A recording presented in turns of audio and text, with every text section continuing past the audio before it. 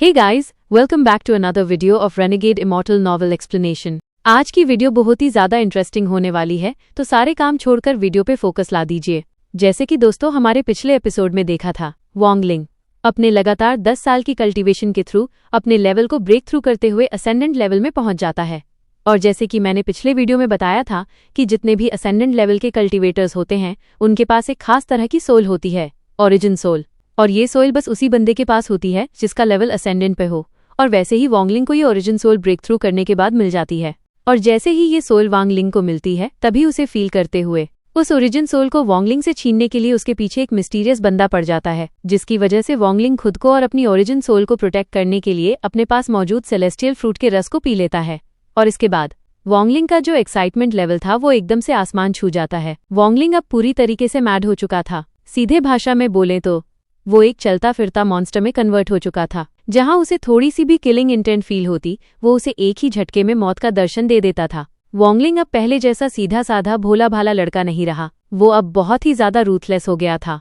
उसे अब किसी के ऊपर भी थोड़ा सा रहम या अफसोस फील नहीं होता था। वोंगलिंग के ऐसे बर्ताव को देखकर सुलग्यू का भी डर के मारे पसीना छूट गया। फिर हमें वोंगलिंग को दिखाया जाता है जो टेलीपोर्ट होकर एक दूसरी कंट्री, जिसका नाम था फायर डेमन कंट्री, के बॉर्डर में आ जाता है। उस कंट्री का जो डेमन जनरल था वो एक सेक्ट से बिलोंग करता था जिसका नाम था डालू स्वॉर्ड सेक्ट। वो जनरल डेमन जब वोंगलिंग की एनर्जी को फील करता है तब वो कहने लगता है, एक असेंडेंट लेवल का बंदा जो कि फिलहाल इंजर्ड है और वो हमारे इसी डायरेक्शन में आ रहा है। इससे ज्यादा खुशी की बात मेरे लिए और क्या हो सकती है। बस फिर क्या, उसके मन में आता है बड़ा सा लालच और वो चला जाता है वोंगलिंग को निपटाने के लिए। जैसे ही वोंगलिंग को इसकी किलिंग इंटेंट फील हुई वो झट से अपनी एक ही उंगली का यूज करके फिंगर ऑफ डेथ से उसे वहीं मार देता है। और वो एटीट्यूड के साथ कहता है, ऑन द स्पॉट एंड हमारी वन शॉट काम खत्म। उसके बाद वो ज्यादा टाइम न वेस्ट करते हुए उस जनरल डेमन की ओरिजिन सोल को एब्जॉर्ब करके वहां से रवाना हो गया। फिलहाल उस जनरल डेमन के पास एक लाइफ सेविंग सील भी था जिससे वो बच सकता था, पर उसे इतना टाइम थोड़ी ना दे देता हमारा वोंगलिंग। मिनटों में उसे निपटाकर वहां से आगे की ओर निकल पड़ा। ऐसे ही आगे बढ़ते बढ़ते वोंगलिंग की सेंस को एक मिडिल एज मैन और उसके साथ मौजूद कुछ 10 डेमन जनरल्स और कुछ vice commander of chief feel हो जाते हैं।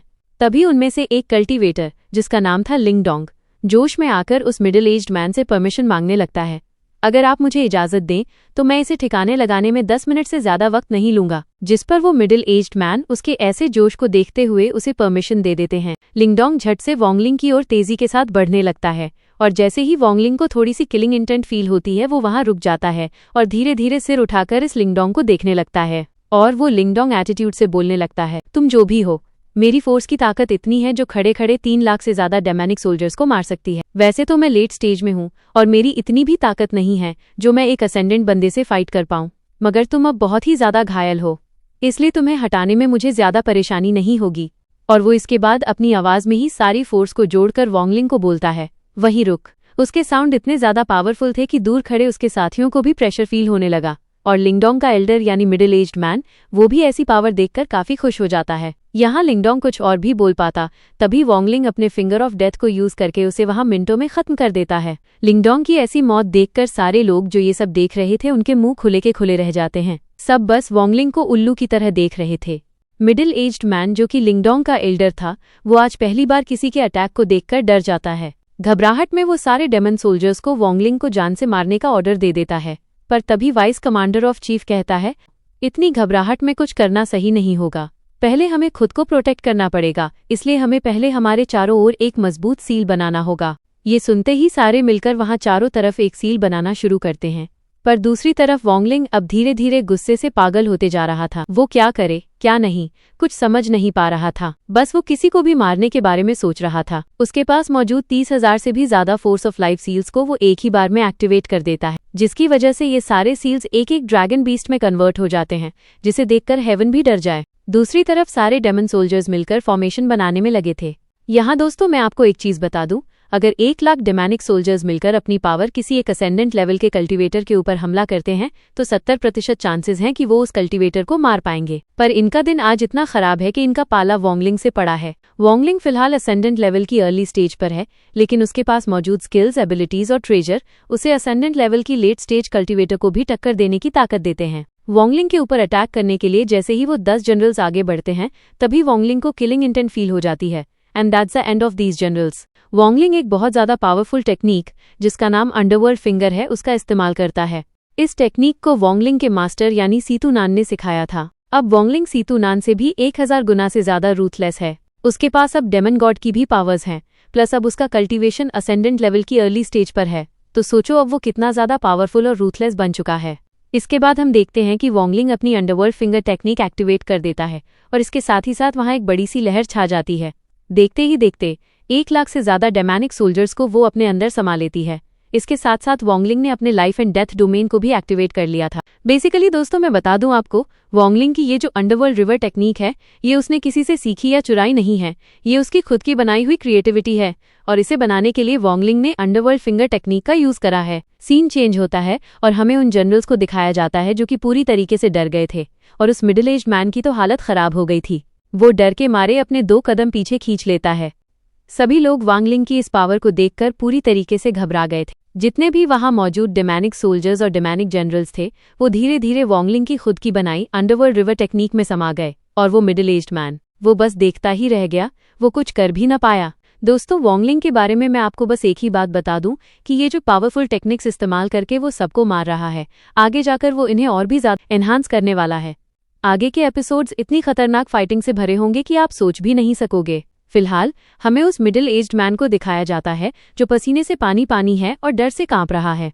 अपने साथियों को अपनी आंखों के सामने मरते देख उसे अफसोस भी हो रहा था और डर भी, क्योंकि अब उसकी बारी भी जल्द आने वाली थी। सीन शिफ्ट होता है और हमें वॉन्गलिंग को दिखाया जाता है। वॉन्गलिंग अच्छी तरह जानता था कि वो क्या कर रहा है। वो असेंडेंट लेवल पर पहुंच तो गया है मगर फिलहाल वो थोड़ा सा वीक है। उसने इसे बस 10 साल दिए हैं, पर उसे फिक्र करने की जरूरत नहीं है क्योंकि उसकी बॉडी में भरपूर क्वांटिटी में सेलेस्टियल फ्रूट का रस मौजूद है जो उसकी पावर को इन्हेंस करने के साथ साथ उसे अंदर ही अंदर ताकतवर बना रहा है। फिलहाल के लिए वॉन्गलिंग सेफ है मगर आगे उसकी लड़ाई उसके बराबर के या उससे भी ज्यादा पावरफुल दुश्मनों से हो सकती है। और दोस्तों यहाँ एक बड़ी बात बताई जाती है, वॉन्गलिंग आगे जाकर किसी और की कल्टीवेशन नहीं करेगा, ना हेवन, ना इमॉर्टल, ना अर्थ। वो बस अपने खुद के बनाए हुए दाव को कल्टीवेट करेगा और अपनी कल्टीवेशन के एंड में वो खुद एक दाविस्ट बन जाएगा। इसके बाद बिना टाइम वेस्ट किए वॉन्गलिंग अपनी अंडरवर्ल्ड रिवर में टेलीपोर्ट हो जाता है और वहां मौजूद सबसे कहता है यहाँ या वहां, जहां कहीं भी मेरे ऊपर कोई थोड़ी सी भी किलिंग इंटेंट रखेगा, समझ लो वो दिन उसका आखिरी दिन होगा। किसी को मौत के घाट उतारने में मुझे ज्यादा समय नहीं लगता। उसके टेलीपोर्ट होते ही वो 30,000 लाइफ फोर्स सील्स जो उसने सोल्जर्स को मारने के लिए इस्तेमाल किए थे वो वापस वॉन्गलिंग के अंदर आ जाते हैं। वॉन्गलिंग के जाने के बाद उस मिडिल एज्ड मैन की जान में जान आती है। वो कहता है तन किसी के ऊपर को देखकर उसकी पावर मापना गधे की सोच है। वॉन्गलिंग और मैं दोनों सेम लेवल पर हैं, फिर भी हमारे बीच जमीन आसमान का फर्क है और वो एक ब्लैक होल बनाकर बचे कुचे सोल्जर्स के साथ वहां से निकल जाता है। दोस्तों वॉन्गलिंग की इस अंडरवर्ल्ड रिवर में जितने भी सोल्जर्स और जनरल्स समाये थे उनकी सोल वॉन्गलिंग के अंदर जा रही थी। अब वॉन्गलिंग के पास 30,000 से बढ़कर 1,30,000 लाइफ फोर्स हो गई थी। दूसरी तरफ वो मिडिल एज्ड मैन अपनी सिटी तो पहुंच गया पर उसे नहीं पता था कि आगे क्या होने वाला है। यहाँ ट्विस्ट ये है कि वॉन्गलिंग की टेक्निक ने टेलीपोर्टेशन के दौरान एक वाइस कमांडर इन चीफ को टच कर दिया था जिससे उसकी मौत हो गई। ये देखकर फायर डेमन का हेड गुस्से से पागल हो गया। वो चिल्लाकर कहता है मेरे होते हुए मेरे लोगों को मार दिया, मुझे उस कल्टीवेटर की पहचान चाहिए, उसे हर हाल में पकड़ कर लाओ, चाहे जिंदा या मुर्दा। दूसरी तरफ वॉन्गलिंग एक बैटल ग्राउंड की तलाश में था जहां वो ब्लैक टावर मौजूद है। अब वॉन्गलिंग की बॉडी सेलेस्टियल फ्रूट की वजह से काफी बेहतर हो चुकी थी। सीन शिफ्ट होता है और हमें एक ओल्ड मैन दिखाया जाता है जो उस ब्लैक टावर के सामने खड़ा है। ये वही ओल्ड मैन है जिसने ह्यूबायू को बचाया था। वहां टावर की घोस्टली फिगर और उस ओल्ड मैन के बीच बातचीत होती है। घोस्टली फिगर कहता है मैं तुम्हें अपने आर्मर के 3 पीस दूंगा और अपनी पावर भी, पर वो कल्टीवेटर यहाँ कदम नहीं रखना चाहिए। वो 3 पीस ओल्ड मैन के माथे में समा जाते हैं और उसे डेमोनिक पावर्स से भर देते हैं। अब वो ओल्ड मैन पूरी तरह बदल चुका था, जैसे उसके अंदर कोई डेमन आ गया हो। वो ओल्ड मैन बाहर आकर चिल्लाता है डेमन गार्डियंस मेरे सामने आओ। तभी जमीन चीरकर एक खूबसूरत डेमोनिक लेडी बाहर आती है और कहती है मैं डेमन गार्डियन सिलिया हाजिर हूँ। फिर एक और ओल्ड मैन आता है, मैं डेमन गार्डियन अर्थ डेविल प्रेजेंट हूँ। और फिर आसमान में 100 मिलियन से ज्यादा सोल फ्रेगमेंट्स इकट्ठा होकर एक नौजवान का रूप ले लेते हैं। ये कोई और नहीं ह्यूबायू है। वो भी कहता है डेमन गार्डियन ह्यूबायू हाजिर है। ये चारों मिलकर वॉन्गलिंग के डेथ मिशन पर निकल जाते हैं। कुछ हफ्ते बीत जाते हैं और वॉन्गलिंग एक वेस्टलैंड पर पहुंचता है। सेलेस्टियल फ्रूट की वजह से उसकी फील करने की पावर बहुत बढ़ गई थी। तभी अचानक जमीन चीरते हुए वो ओल्ड मैन गुस्से में बाहर निकलता है और वॉन्गलिंग पर अटैक करने के लिए तैयार हो जाता है। पर वॉन्गलिंग वो ना उस बूढ़े की ओर देखता है ना उसे देखने की कोशिश करता है। वो बस अपनी फिंगर ऑफ डेथ उसकी ओर चला देता है। इस अटैक को देख ओल्ड मैन वोंगलिंग की उस फिंगर ऑफ डेथ तकनीक को 1 ही मिनट में डिस्ट्रॉय कर देता है और आलस मारते हुए कहता है, मुझे अटैक्स को डिस्ट्रॉय करने में बहुत ही ज्यादा मजा आता है। क्या तुम मेरे लिए और भी अटैक क्रिएट कर सकते हो? ऐसा कह के वो जोर जोर से डेविल स्माइल देने लगता है और कहता है, तुम मेरे सामने एक इतू से चूहे के बराबर हो। इतना कहते ही वो भी अपने अटैक के लिए रेडी हो जाता है और अपने हेवन के पंच को रेडी करते हुए एक बड़े से ब्लैक वॉल को क्रिएट कर देता है। और जैसे ही ये हेवन पंच एक्टिवेट होता है, ये चारों तरफ से वोंगलिंग को घेर लेता है। ये तकनीक जितनी टेरिफाइंग है उतनी ही ज्यादा इसकी ताकत है। जैसे ही ये वोंगलिंग को चारों ओर से घेरती है, उसके ऊपर चारों तरफ से भयानक प्रेशर पड़ना स्टार्ट हो जाता है। इसके बाद हमें वोंगलिंग को दिखाया जाता है, जिसको कि घंटा फर्क नहीं पड़ रहा था और इस प्रेशर से भी उसे जरा सी भी तकलीफ नहीं हो रही थी। वो बस इतना जानता था कि यहाँ उसके ऊपर प्रेशर पड़ रहा है। इसके बाद हमें उस ओल्ड मैन को दिखाया जाता है, जो कि एटीट्यूड के साथ वोंगलिंग को कहता है, तुम मेरे सामने एक बच्चे जैसे हो जो हाल ही में अब असेंडेंट लेवल में पहुंचा है और उसका पावर तो देखो, सीधा मुंह उठा के यहाँ पर आ गया है। वैसे तुम्हारी किस्मत बहुत अच्छी है कि यहाँ तक तुम ठीक ठाक चले आए, पर क्या किया जाए, तुम्हारी दिन ही आज खराब है जो तुम्हारा सामना मेरे जैसे पावरफुल कल्टीवेटर से होना पड़ा। आज तो तुम्हारा लास्ट दिन है, तो इसलिए बता दो तुम्हारी लास्ट विश क्या है, तो मैं उसे भी पूरा कर दूं। ऐसा कह के वो हंसने लगता है। एंड एट दिस टाइम वहां उस लेडी डेमन गार्डियन भी पहुंच जाती है और मन में सोचने लगती है, अगर ये लड़का सच में कमजोर होता तो शायद इस फॉर्मेशन के अंदर थोड़ा सा भी कमजोर हो जाता, क्योंकि चारों ओर से इसके ऊपर प्रेशर पड़ रहे हैं। वैसे अगर ये पावरफुल नहीं होता तो हमारे मास्टर खुद ना आकर हमें यहाँ भेजते इसे मारने के लिए। यह तो यकीनन पावरफुल है, फिर भी इसके पावर देखने के लिए मैं देखना चाहती हूँ कि ये फॉर्मेशन कैसे तोड़ता है। मुझे भी तो अंदाजा हो इसकी पावर की। वो दूर रह के वोंगलिंग को देखने लगती है। दूसरी तरफ हम वोंगलिंग को देखते हैं, जो कि अब भी बिना टेंशन लिए वहां खड़ा हुआ था, और जब ये फॉर्मेशन वोंगलिंग के ज्यादा से ज्यादा करीब आने लगा, तभी वो अपने किलिंग इंटेंट को उस फॉर्मेशन के ऊपर छोड़ देता है। ये किलिंग इंटेंट की पावर इतनी थी कि वो 2 मिनट में ही बैरियर के 1000 टुकड़े कर देता है। और बस यही नहीं, देखो चारों तरफ मौजूद चट्टानों को भी वो मिनट में क्रश कर देता है। इस किलिंग इंटेंट की पावर इतनी थी कि दूर खड़े उस डेमन लेडी गार्डियन को भी थोड़ा प्रेशर फील होने लगता है। वोंगलिंग की ऐसी पावर को देखकर वो ओल्ड मैन सदमे में चला गया था। आखिर इस बच्चे के पास इतनी ज्यादा टेरिफाइड पावर भला कैसे आ सकती है? आखिर कौन है ये जिसकी किलिंग इंटेंट से ही मेरी फॉर्मेशन के हजारों टुकड़े हो गए? इसे हल्के में लेना मेरे लिए गलती से ज्यादा और कुछ नहीं।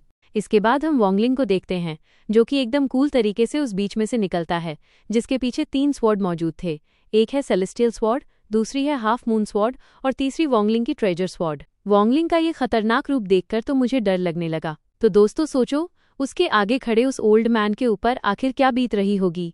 हम उसी वक्त उस ओल्ड मैन को भी देखते हैं, जो कि वोंगलिंग को देखकर कांपने लगा था। एंड अनदर साइड वोंगलिंग की आंखें अब धीरे धीरे लाल रंग में कन्वर्ट होने लगी थीं। इसका मतलब अब उस ओल्ड मैन का इस धरती पे लास्ट डे होने वाला है। वोंगलिंग अब उस ओल्ड मैन को हंसते हुए कहता है, शेर थोड़ा घायल क्या हुआ, तुमने तो उसे चूहा समझ लिया? ये बड़ी गलत बात है यार। मैं तो सोच रहा था तुम वाकई में समझदार हो, पर नहीं, हर जगह मैं ही सबसे समझदार निकल जाता हूँ। कैसे कैसे लोग रहते हैं यार, कहकर अब वो हंसने लगा। वोंगलिंग के पीछे मौजूद उन स्वॉर्ड्स में से पहली, जो कि सबसे ज्यादा पावरफुल है, यानी सेलेस्टियल स्वॉर्ड, उसे वो उस ओल्ड मैन के पीछे लगा देता है, जिसके अंदर वोंगलिंग ने कैद किया था लिंगियों को, जो हाथ धोकर उस ओल्ड मैन के पीछे पड़ जाती है। उस स्वॉर्ड को देखकर वो ओल्ड मैन तेजी से आगे भागने लगता है, पर फिर उसे लालच आ जाती है। यार दोस्तों, इन कल्टीवेटर्स के अंदर कितने लालच के कीड़े हैं। कोई खा रहा होता है तो उसमें लालच, पी रहा होता है तो उसमें लालच। वैसे दोस्तों, हम भी थोड़े लालची हैं, इसीलिए आप हमारे चैनल को सब्सक्राइब करके एक प्यारा सा कमेंट और एक लाइक भी कर लेना। छोड़ो इनकी बात, हम हमारे एपिसोड को कंटिन्यू करते हैं। इसके बाद उस ओल्ड मैन को लालच आ जाती है, और आप जानते हो ज्यादा लालच से तबीयत खराब हो जाती है। जैसे ही ओल्ड मैन उस स्वॉर्ड को लेने के लिए उसकी ओर बढ़ा, तभी स्वॉर्ड के अंदर मौजूद लिंगियों अपनी डायरेक्शन को वोंगलिंग की ओर कर देती है, ताकि वो उस ओल्ड मैन को वोंगलिंग के पास ले जा सके। तभी वो ओल्ड मैन तेजी के साथ आकर जब स्वॉर्ड को पकड़ने ही वाला था, तभी वोंगलिंग सेकंड्स में उस ओल्ड मैन के आगे अपीयर हो जाता है, और बिना माइंड का इस्तेमाल किए वो अपनी फिंगर ऑफ डेथ तकनीक को उस ओल्ड मैन के ऊपर चला देता है और हंसते हुए कहता है, बोल रहे थे ना आपको अटैक डिस्ट्रॉय करने में बहुत ही ज्यादा मजा आता है, तो अब जितना मजा लेना है लो। वो ओल्ड मैन उस अटैक को डिस्ट्रॉय करने की कोशिश करता है, पर क्या करें, वो अटैक डिस्ट्रॉय ना होकर तेजी के साथ उसकी ओर ही बढ़ता चला जा रहा था। वोंगलिंग ने अपनी जो दूसरी स्वॉर्ड थी उसे उस दूर खड़ी लेडी डेमन गार्डियन के ऊपर छोड़ दिया था, पर वो लेडी उस स्वॉर्ड के साथ डील करके उसे निपटा देती है। अब जब वोंगलिंग उस ओल्ड मैन को मारने में फोकस था, तो लेडी सोचती है, अभी ये ओल्ड मैन पर फोकस कर रहा है, क्यों ना अभी मैं इसके ऊपर अटैक करके इसे निपटा दूं, और वो तेजी के साथ वोंगलिंग की ओर बढ़ने लगती है। दूसरी तरफ वोंगलिंग, जिसने अपने पेशेंस को पूरी तरह से खो दिया था, उसकी आंखें अब हद से ज्यादा लाल हो गई थीं। उसे बस कुछ भी करके उस ओल्ड मैन को मारना था। जैसे ही वो लेडी वोंगलिंग के नजदीक आ पहुंची, तभी वोंगलिंग का हाथ खुद ब खुद उसके बैग ऑफ होल्ड पर चला गया और वो निकालता है सोल लैशेस और घूम के सीधा उस लेडी के ऊपर अटैक कर देता है। जैसे ही एक झटका उस लेडी के ऊपर पड़ता है, उसकी अकल ठिकाने पर आ जाती है और वो अपनी जान बचाकर वहां से 9-2-11 होने के लिए भागने लगती है। पर वोंगलिंग अब पूरी तरीके से अपने सेंस खो चुका था और उसे चारों ओर बस खून ही खून दिखाई दे रहा था। उसके हाथ ऑटोमेटिकली उस लेडी की ओर हो जाते हैं और वो अपने पाम अटैक को एक्टिवेट करके उस लेडी के ऊपर चला देता है। ये अटैक इतना ज्यादा खतरनाक और टेरिफाइंग था, मानो उस लेडी की इसी वक्त मौत हो जाए। ये पाम अटैक फुल रफ्तार के साथ उस लेडी की ओर बढ़ता है और जैसे ही ये उसे लगा, वहां पर एक जोरदार ब्लास्ट हुआ। चारों ओर बस धुआं धुआं हो गया। उस ब्लास्ट के अंदर उस लेडी की चिल्लाने की आवाज गूंज उठी। इस ब्लास्ट की वजह से आसपास के सारे लिविंग क्रिएचर्स मारे जाते हैं। धुएं के बीच में से वोंगलिंग निकलकर बाहर आता है। अभी भी उसमें किलिंग इंटेंट भर भर के था। जब वो अपना टेरिफाइंग ओरा रिलीज करता है तो आसपास की चट्टानें क्रश होने लगती हैं। उस लेडी की ऐसी मौत देखकर वो ईविल स्माइल देने लगता है। और अब हम उस ब्लैक टावर के अंदर मौजूद घोषली फिगर को देखते हैं, जो कांपते हुए कह रहा था, ये वही है, हाँ ये वही है, यह उसी का पाम अटैक था। यकीन नहीं हो रहा कि ये चीज आज ही हो रही है, क्योंकि अगर ये यहाँ मौजूद है तो वो भी जरूर यहाँ मौजूद होगी। क्या ये आज ही होना था? तो दोस्तों, अगर आप इस ये और वो में कंफ्यूज हो गए हो तो ये कंफ्यूजन अगले वीडियो में सॉल्व करेंगे। इस वीडियो का एंड यहाँ कर देते हैं। वीडियो का कौन सा सीन आपको सबसे अच्छा लगा, प्लीज कमेंट कर देना। मिलते हैं अगले वीडियो में और हमारे लालच को आप फुलफिल कर लेना।